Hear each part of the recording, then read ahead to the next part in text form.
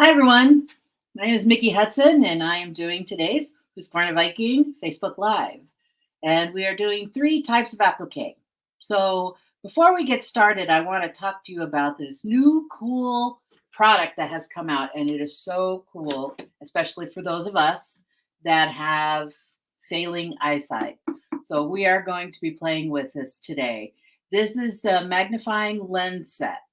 Some of you may have heard about it. Some of you may have seen it. Some of you may even have it. But if you've not heard about it, it is super cool. So it comes in this beautiful little storage box. And there are three, count them, 3 different magnification levels. So there is the 1.25 strength, the 1.5, and the 2 strength. So let me show you how to install it, put it all in, and all that kind of stuff. Because it comes with this little attachment to attach the different lenses here.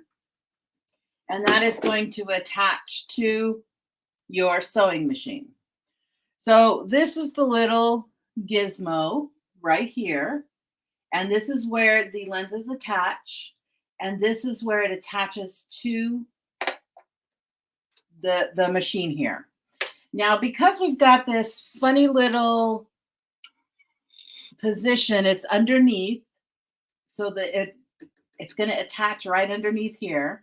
So I'm going to use my phone so you guys can see where it attaches real quick. So if you look underneath here, you can see right up here by the cutter. So this is the cutter right here. Let me change my camera just a minute. Hold on to your stomachs. So this is the cutter right here. And so it's right inside where the cutter is. And so this little part is going to push in right in that little, I'm not going to be able to do it in the camera. Right into that little position right there.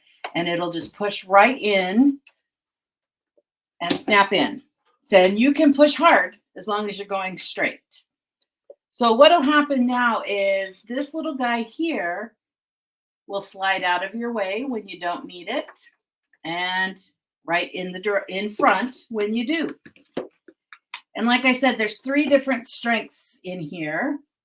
There is, and each one is marked here. There's a 1, a 2, and a 3. So as it goes up in strength, the 1.25 is 1. And it just slides right in like so. Isn't that cool? I just think these are so cool. I have really been enjoying it. So let me pull you in here so you can see a little better. So when you take a look, right, and you're trying to do close-up work, you can see quite nicely. So here it is without the magnifier, and here it is with the magnifier. Ooh, isn't that nice? So this is going to come in handy today while we talk about applique, because it is really nice for straight up close and personal. So if you've never done applique before, I'm going to tell you some of the basics that are nice to have on hand. And if you have done applique before, I might be able to give you a couple of different points of view than what you're currently doing, or you may even have a different point of view than what I'm currently using. But we're going to talk about fused. We're going to talk about the hand look, like needle turn applique.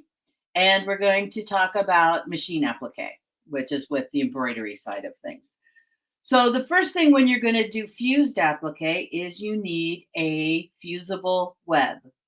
Now, I often have been asked during my Facebook Lives, what's my favorite brand?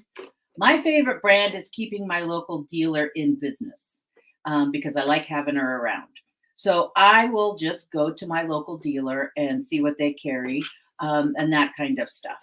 So I also travel with HUSQVARNA Viking. So the last few times I've been out, I have purchased a couple of different fusible webs at a couple of different stores. So Soft Fuse is what my local dealer carries. FusiBond Light was what another dealer carried. And then, of course, the Steam-A-Seam 2, which is the most common. And my local dealer carries Steam-A-Seam as well.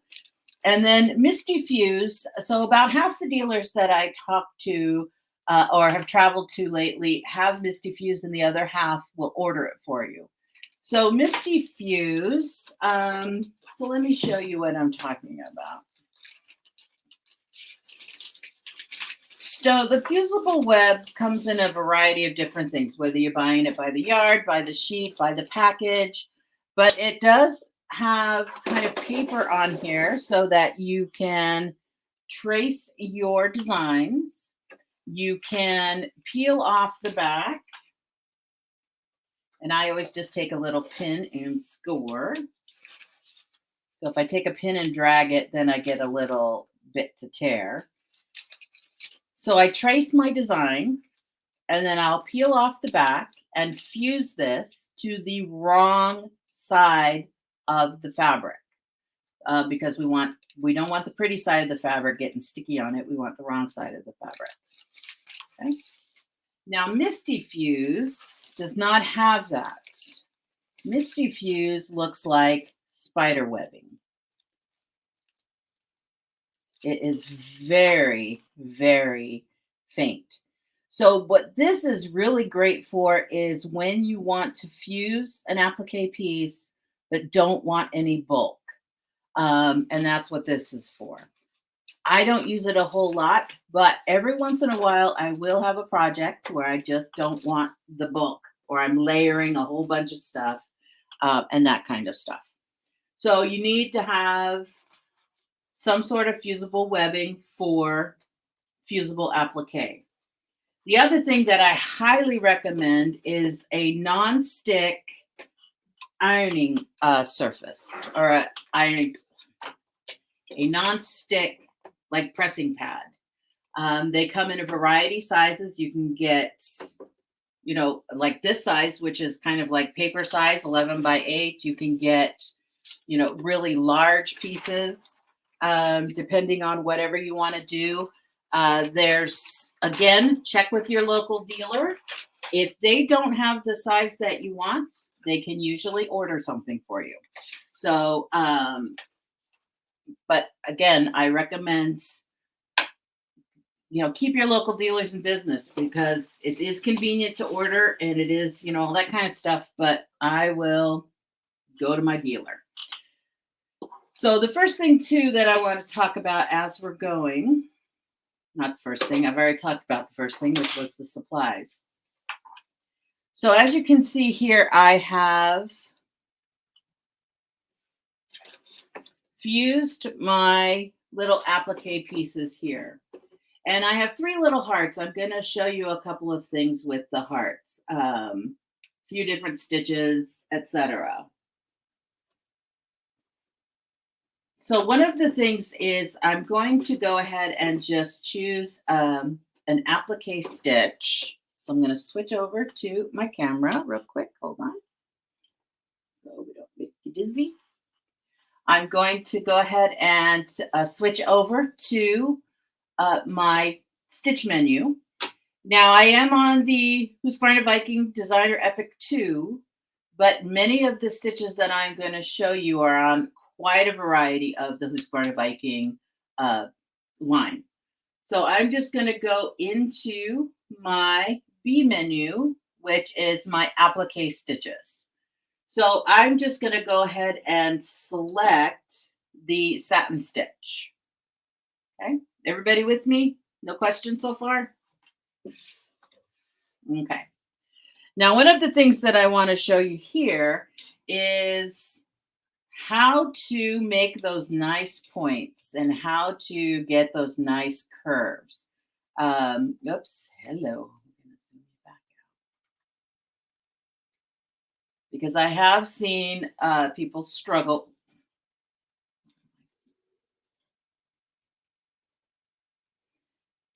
All right. So I think we can do this without you getting too dizzy. All right. So first of all, when it comes to, I'm going to move this out of the way for a moment. When it comes to starting an applique, I personally never start or stop on any kind of point because these are focal points for your eyes. So at a start and stop, it is going to, you are going to kind of see it. There's always a little imperfection because it's the human nature of getting those starts and stops. So keep those away from focal points. Okay. The other thing is when we're going to turn corners, there is a way to turn the corners so that you don't get gaps. And what I mean is I'm going to come and I'm going to turn the corner the wrong way. So I'm just going to use the edge of my foot to turn a little corner. And I'm going to go ahead and give it some gas here. But what will often happen if you turn the corner the wrong way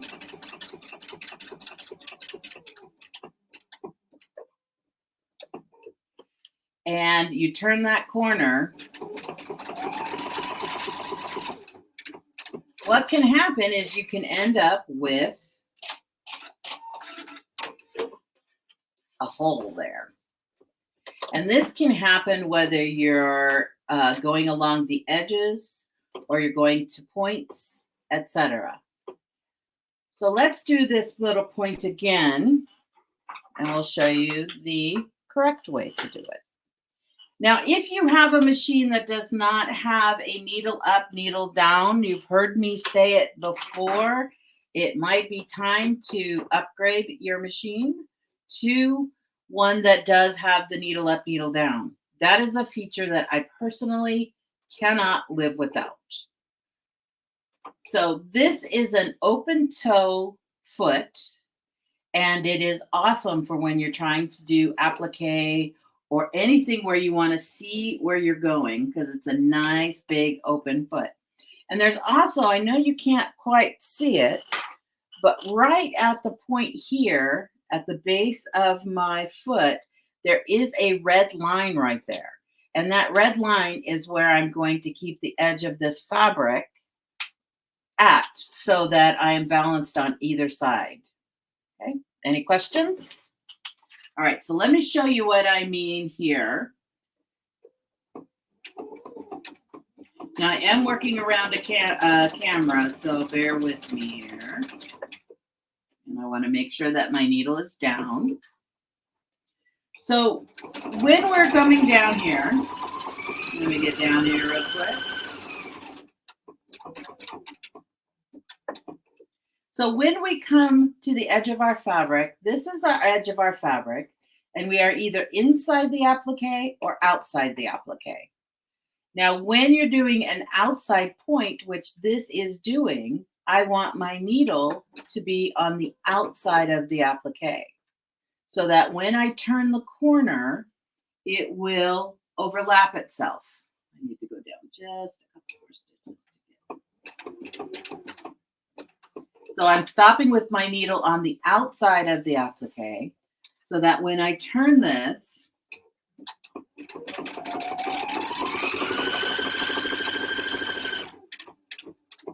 it will cover that corner quite nicely. Let me zoom this out.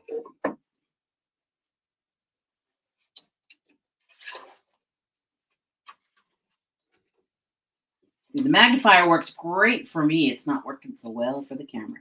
But can you see how the difference between having the stopping with the needle on the inside created a gap and stopping with the needle on the outside of a point doesn't overlap? Guys, see that? Now we have an inside point here. So this is an outside point and this is an inside point. This inside point, in this case, I want to stop with the needle on the inside as we turn that corner. I'm going to zoom that in so you guys can see. So I'm going to again find the edge of my fabric here with the edge of that little mark. And when this comes down, I'm going to do the same thing. Now I want to stop with my needle on the inside of the curve so that when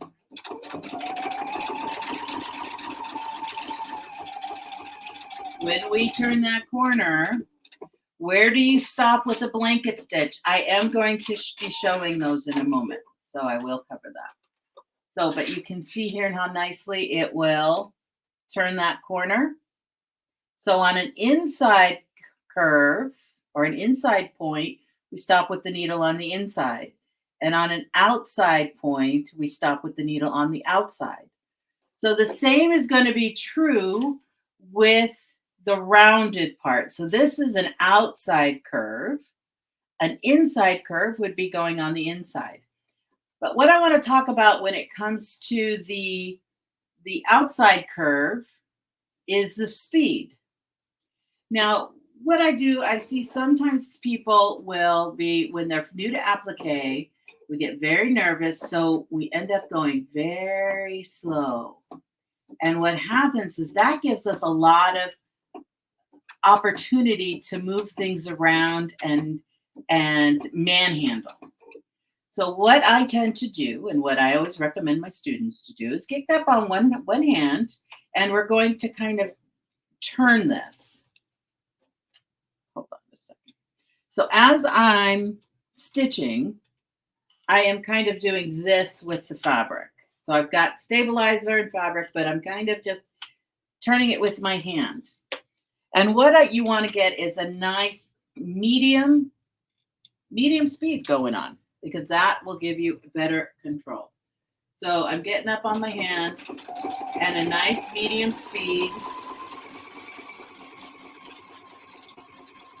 And I know it looks scary, but you actually have more control this way than trying to go slow. And if I do need to stop, I want to stop with my needle on the outside, because this is an outside curve, so that I can, if I need to readjust my hand or anything like that, and then I'll just come back and get going. Now, if I stop with the needle on the inside and make an adjustment, I'm going to make a big adjustment so we can kind of see. Ooh, that gets blurry. Do apologize. So let me come over here and move my camera over a little bit. So here you can see where I'm going slow, right? Versus where I'm going at a nice medium speed. Do you see how nice and smooth that gets? And then when I have to stop, this is where I've stopped with my needle in the wrong position. So you see all of a sudden there's a glaring problem here. Now, again, you have to get kind of close. And if this were hanging on a wall, you may not see it. But I get a little particular sometimes. But you can see here, even when I stopped, you can see where there was a change. Versus if the longer I can keep going around that curve, the smoother it can be. So again, if I'm going slow, I don't have as much control as if I'm going to a nice moderate speed. And so if I'm doing something like this, I can stop and adjust. But as soon as I start getting to this curve, that's when I get that speed up, and I try not to stop until I get back to that straightaway. Then I can stop and continue on. All right, so the magnifying set, isn't it great? It is so great. Your dealers should start showing up in your local dealers. And if they don't have it, they can order it. They probably have them coming in. You can order it, so get your name on the list. So either they have them or they're coming. So get your name on the list with your local dealer. I'm not sure about the price, but the part number is available in the description. So at the top of the little comment list, there's a description about what's going on today. So all of the part numbers for what we're doing. So if you jot down the part number, go to your dealer and say, I want the magnifying set. Here's the part number. It just helps make it easier for them. Okay. So are there any questions about doing the satin stitch applique. Okay. So if there's no questions about this, and yes, you want to use a stabilizer. All right. So if there's no questions, I'll keep it in handy if it comes into more. So in the applique stitches as well, we'll come up to the top. Now, the question was, where do you stop with the blanket stitch?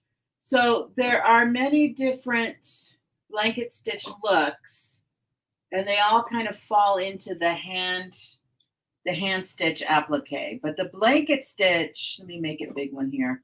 The blanket stitch comes down and then stitches across. So it's a nice little, we all recognize it, but it's nice and heavy.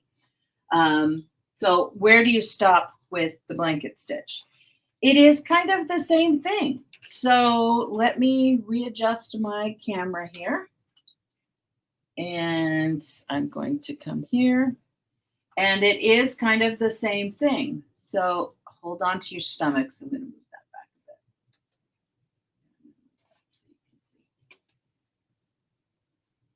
bit. Now, one of the things that's a little different here is if you notice my needle is starting way off to the side. So I'm going to, Amy, I'm not sure what all levels fit that. So I just got a question from, okay. So with the magnifying set, the designer, so the machines that fit the magnifying set are the Designer Epic 2, the Designer Epic, the Ruby 90, and so the Epic 980Q and the Epic 95Q, those are the ones that fit the magnifier. So basically the newer bodies. Okay, so just talk to your dealer about it, but those are the ones that I know of that fit that attachment.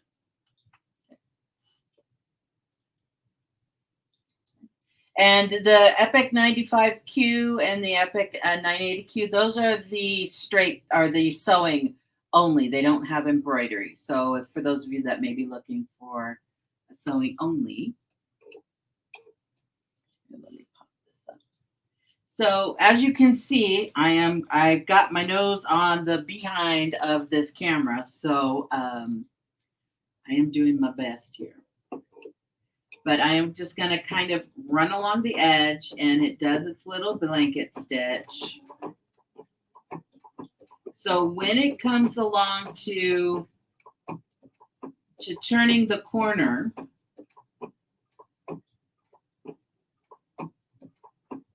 you do want to make sure that you are on the edge. I mean, it's the same thing. So when I have to turn a corner on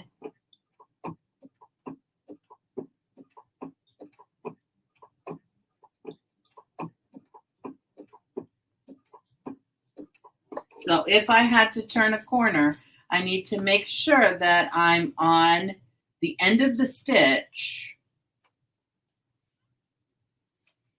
Let me see.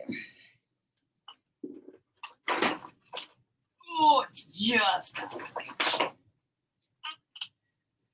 So what's happening is this stitch it's stitching a couple of times this way, and then it's stitching a couple of times this way. But you want to make sure that you're in the outside of it on an outside stitch. Let me come on down all the way down. Another thing, if you're very nervous about keeping count of the stitches or anything like that, you can always turn on the stop. So if we touch the stop function button up on the front of our machine here, if we touch that, it will stitch out one more time, one more rotation. So if you get nervous about keeping count of a stitch or anything like that, you can just turn that on, come to that stitch, and then just turn the stop off again. So that's what I'm going to do here. because I'm talking and not really paying attention. So what'll happen is once I get down here, I'm going to go ahead and then I'm just going to keep on going until I get. So here is when it's, oops, oh, that was operator error because it stopped and then I hit my gas again. So it'll stop at the end of the stitch like so. So it's making that across and then down and then it stops. And so that is where I would change and turn my corner. And then I would turn off the stop and just go ahead and continue.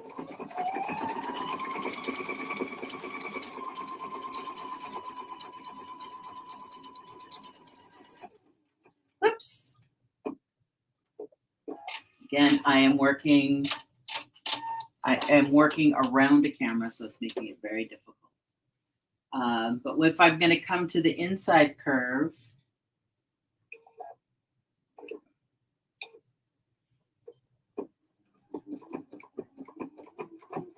it's going to be kind of the same thing. I want to come down.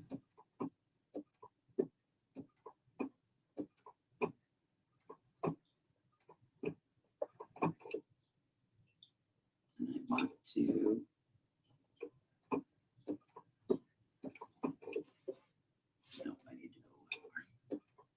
but it works the same way. So you're going to turn that on an inside curve. And you want to make sure that you're on the inside so that when it comes back down to the edge, I cannot see around this camera.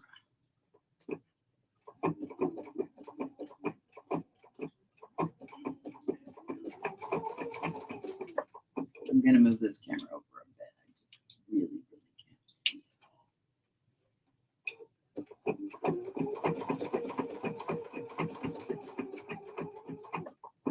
how terrible I did.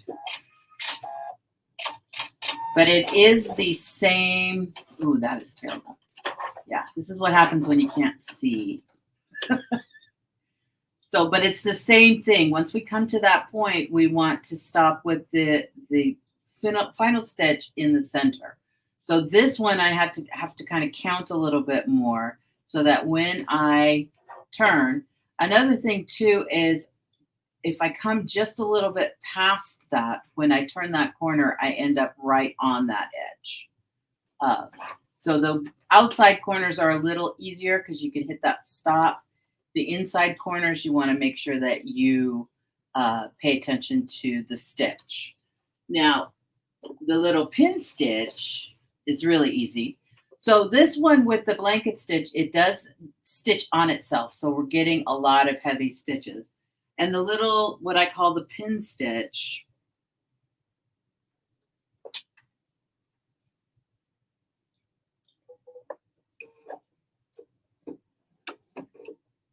so the little pin stitch just stitches once and then like just once across. So it's a little easier. So there's quite a few of these to choose from. And I'm a big fan of playing with all the decorative stitches to see what they will do for you. So here is the blanket stitch, which is a very much heavier stitch. And then the little pin stitch. So as you can see, the blanket stitch is much heavier and the little pin stitch is quite tiny. So any questions so far about either of those?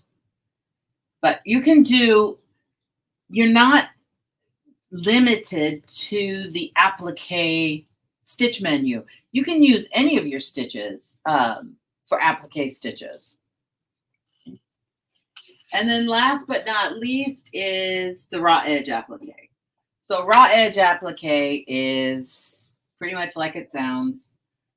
All we're going to do is, and this is the easiest because we are just going to use a straight stitch. So let me move my camera over a bit more. So one of the nice things too is many of our sewing machines here we can move our needle over a little bit. And so that is what I'm going to do right here, is I'm going to move my needle over just a bit. And what that's going to do is it's going to move my needle off center this way so that I can still use that center point on my foot as my guide to line up my edge while my needle will stitch around just inside that. I should have gone one more.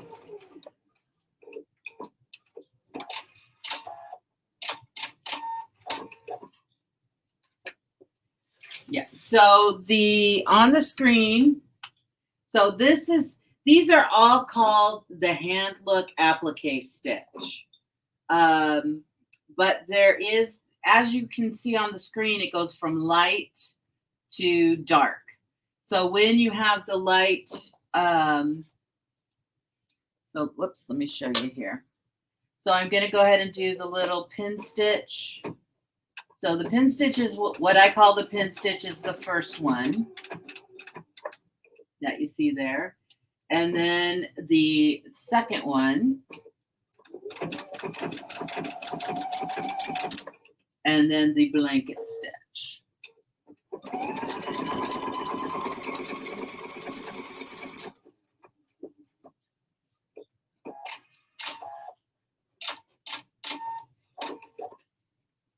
So you can see here where we have the pin stitch, then this is the heavier one, and then this is the blanket stitch. So you can see how different they look. So on the screen, this first one I did was this first one here. And then the second one I did was this one here. And then the third one I did was the heaviest here. But as you can see, there's a whole bunch, but all of these stitches really work really well for decorative stitching. So, I mean, there's just a lot of fun stuff that you can do. You're not limited to just the quote unquote applique stitches.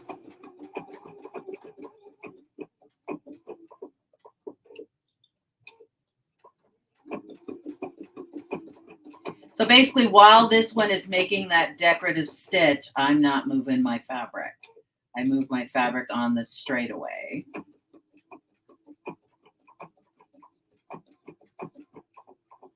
And I know it's one of these things that once you kind of get into the rhythm of it,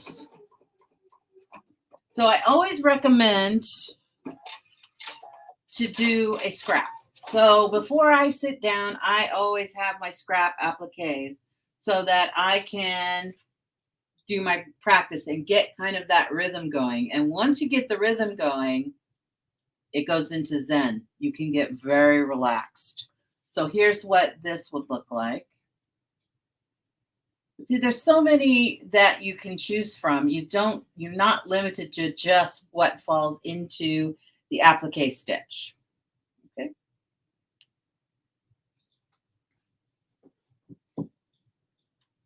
All right. So those are the fused applique. So those are some of the fused applique that you can do. Now, when it comes to fused applique, like I said, there's more than just the applique menu. You can use your decorative stitching. You can use all of your funky feet.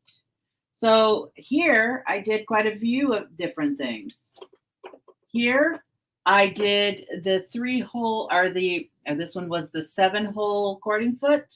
So I put 3 different heavy cords in there and did an applique stitch around.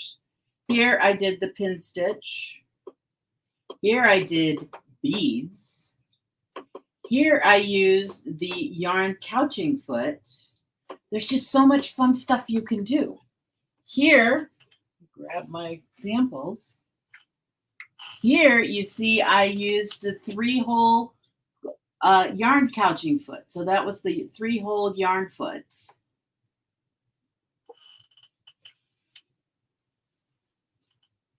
Here I did the braiding foot. So I got some braid and I used the braiding foot on this. This, I used just a strip of fabric and I used the join and fold foot to attach the rickrack. I gathered it up on the inside with you can use your gathering foot or you can use your ruffle attachment. And then when I did my satin stitch, I just laid it down and stitched that out. So cool. Okay. And then, I mean, you can use everything. Here, I used my ruffler. So here I created a ruffled strip that I used to applique my fabric down. So you are not limited to just the applique stitches. There are just so many cool feet and functions and features that HUSQVARNA Viking has available for us. Give them all a try. They're just so cool. Any questions about any of these?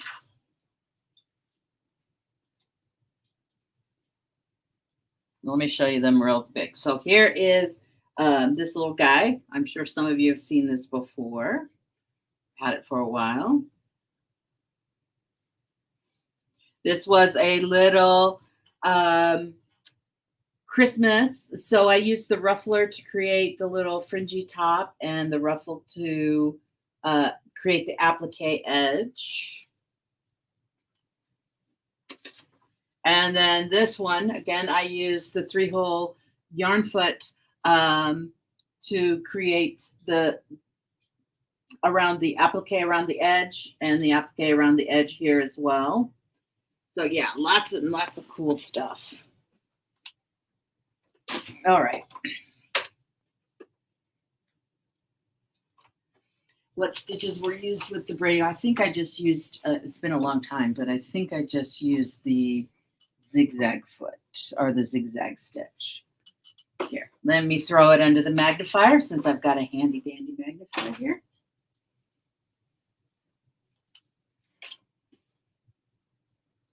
So yes, I used the zigzag foot.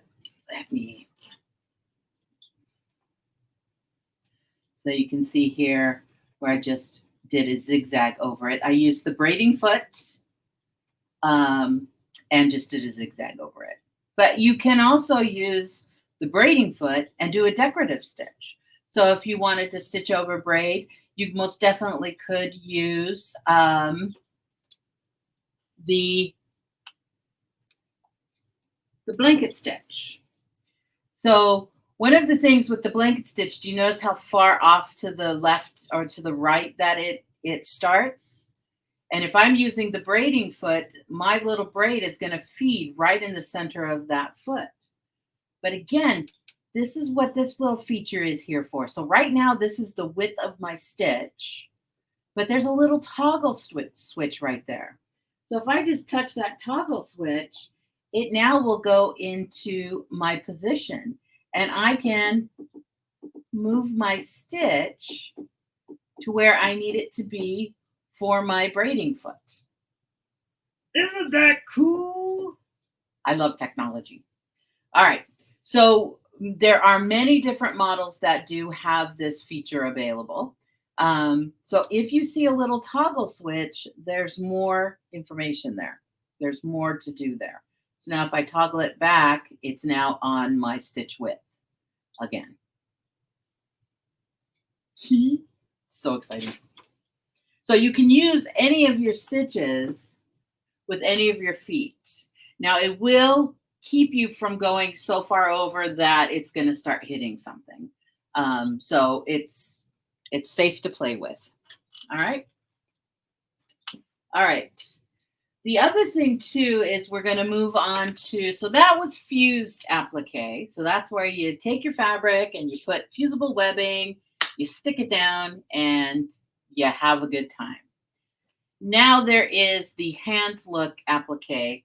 And what I mean by that, because some of our stitches is the hand look in there.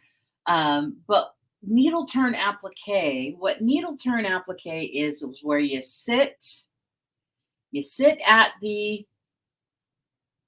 your comfy chair, and you fold the edge of the applique in and stitch it down as you go along.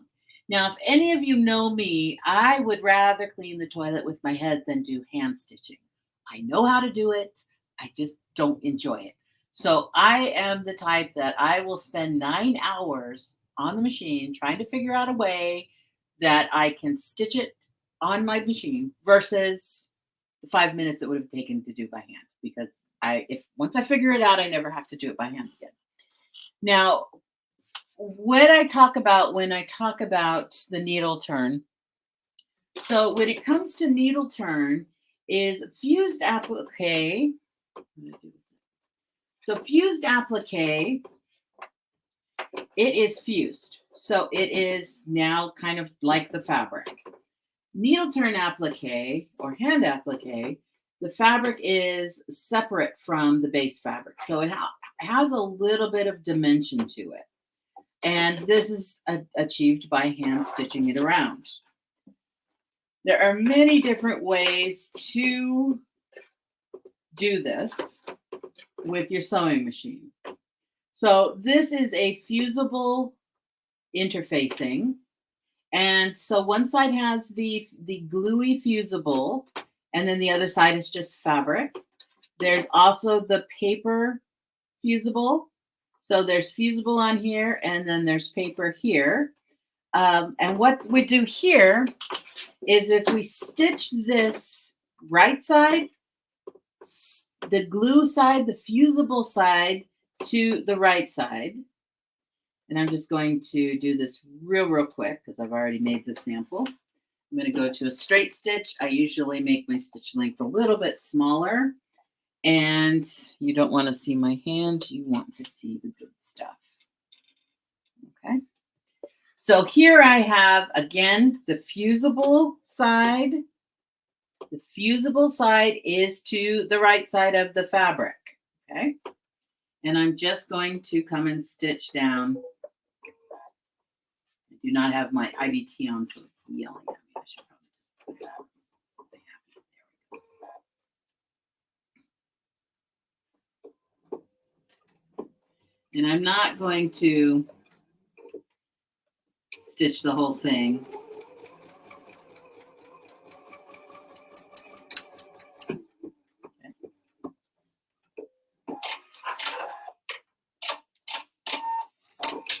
So now once I'm done with that, I will come and, so I would stitch this all the way around. But when I'm done, I would come and trim it down to that 1/4 of an inch. And from the inside, I will just kind of come and pinch and separate these so that I'm just clipping the fusible. And then I can create an opening and then flip it to the right side. And then what happens is now I have the right side of my fabric and I have the glue, the fusible side here. So that's what I did here. So that when I flip my, so I've stitched this all the way around. I've created an opening where I can flip it inside. I'm going to trim everything to 1/4 of an inch. And then I can just press it on down and it'll hold my spot as if it were fused. All right. Now, when it comes to which stitch I'm going to use, the pin stitch works really well, but I'm going to go back to my utility stitches and I'm going to choose, my personal favorite is the blind hem stitch with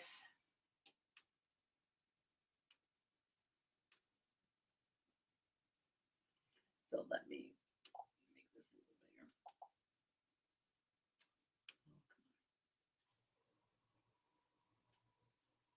There we go.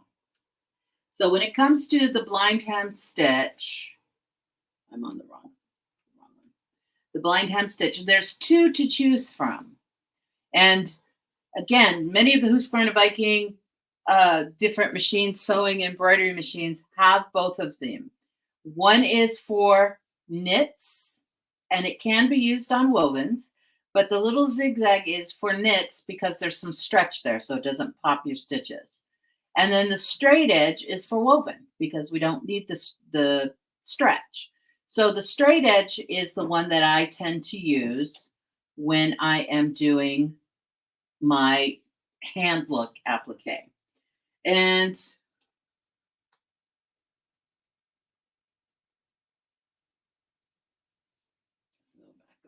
okay.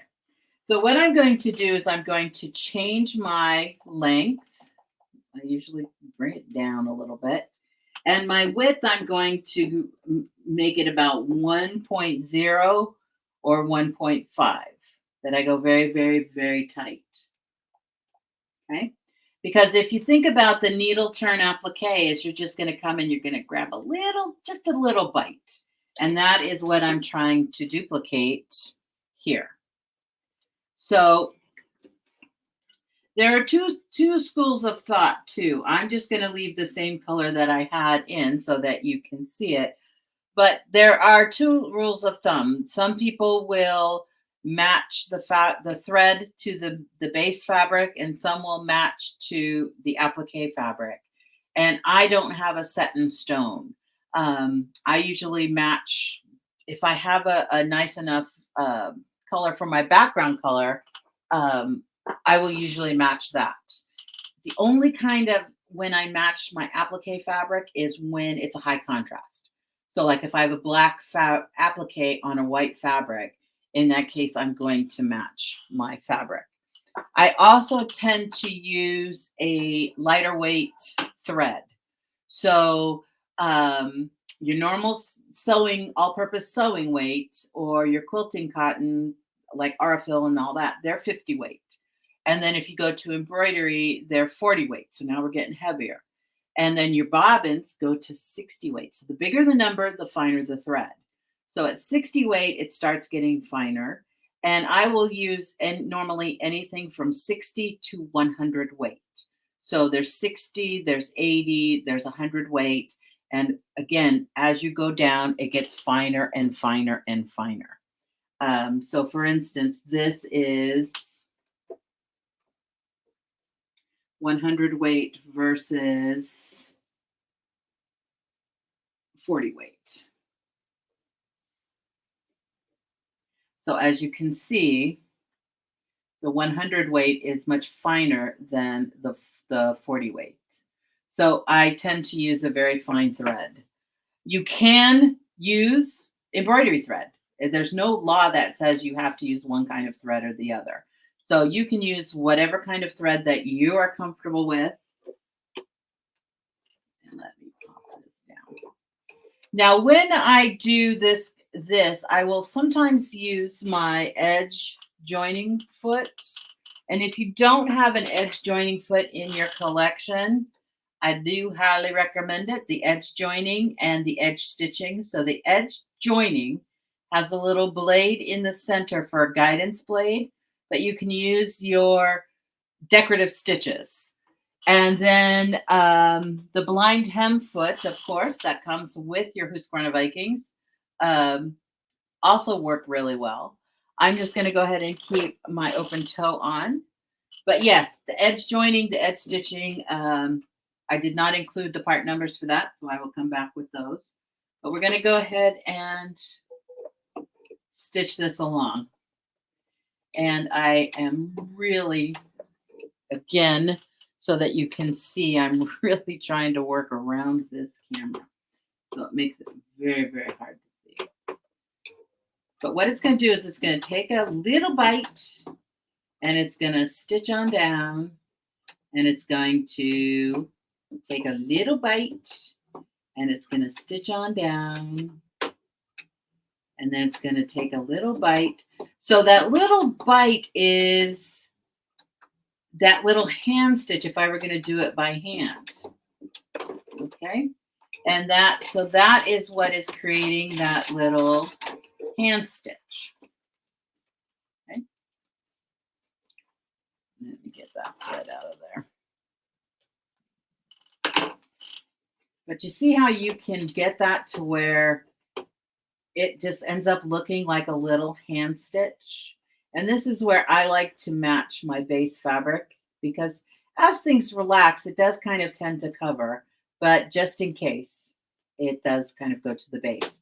Now, I have actually had people look at my my hand stitch by machine like this and look at it up close, and they'll be like, you did this by machine. And so it is quite, it can be quite authentic looking.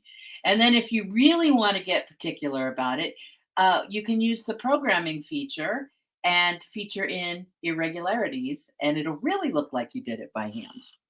Okay. So any questions about the hand stitch, the hand needle turn applique look? Any questions about any of the fused? Because last but not least is the machine embroidery.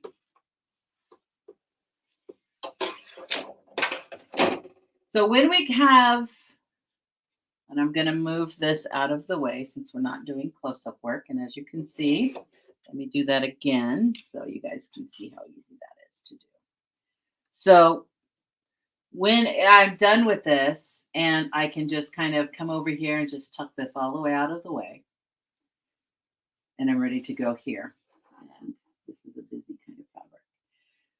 So the question is, instead of using sewing mode, you could do placement in the MySewNet with program stitching, especially since it is going to be stuck to fabric. Yes, you can.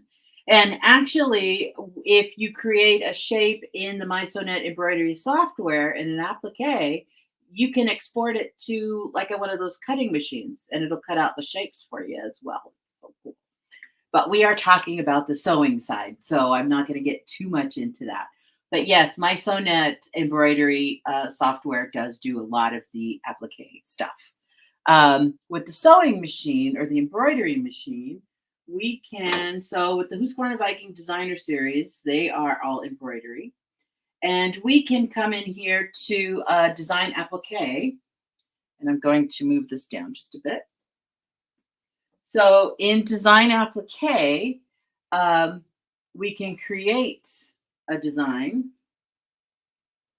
So I can create a circle, and I'm going to go ahead and just make that a little smaller for you.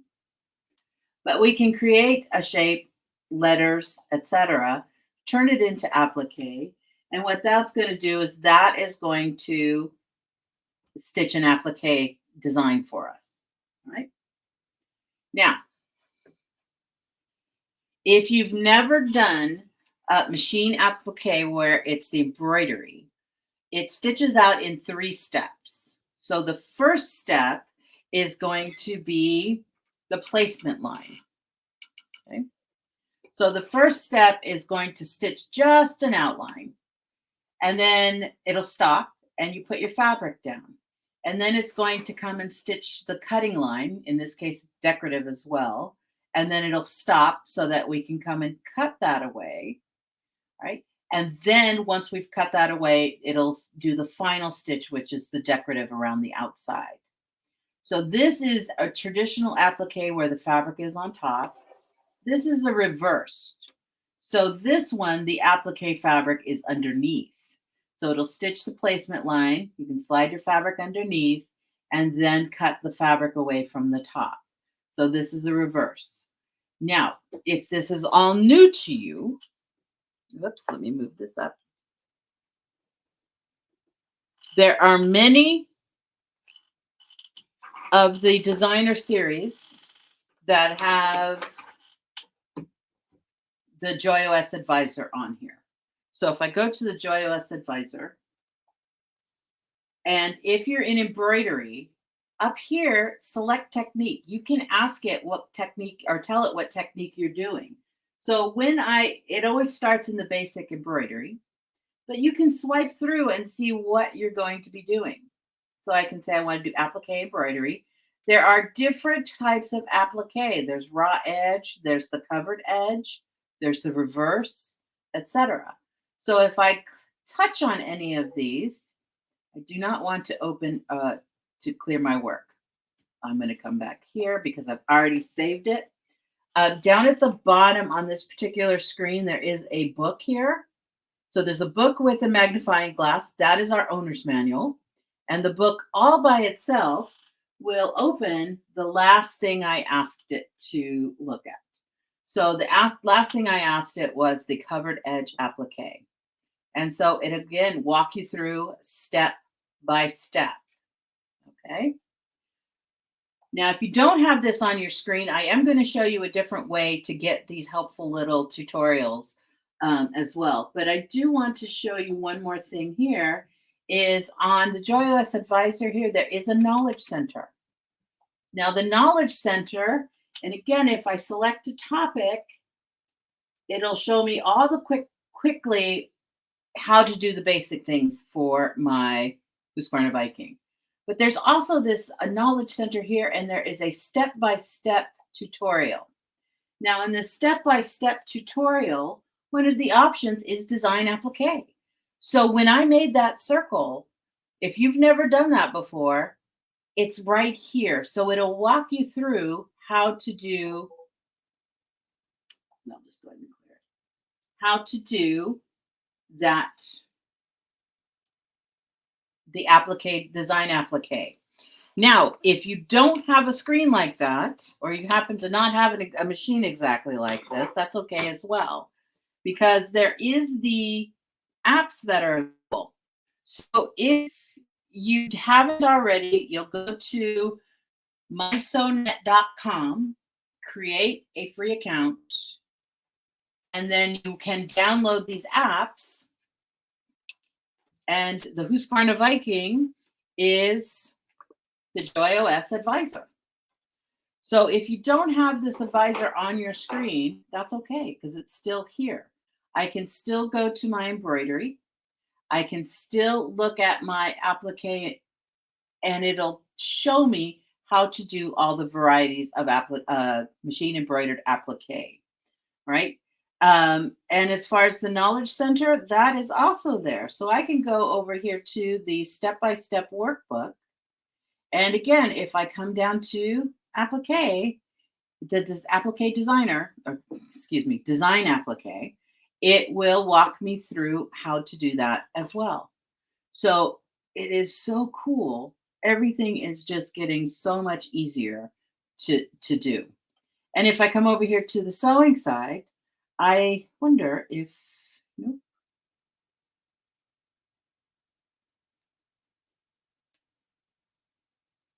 Nope, everything is so full.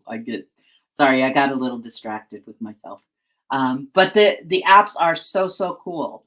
And for many of the newer model of machines here, the newer models of the HUSQVARNA Viking, the USB port is also a charger. So if you are working with a tablet or a phone, you can plug it in and keep it charging.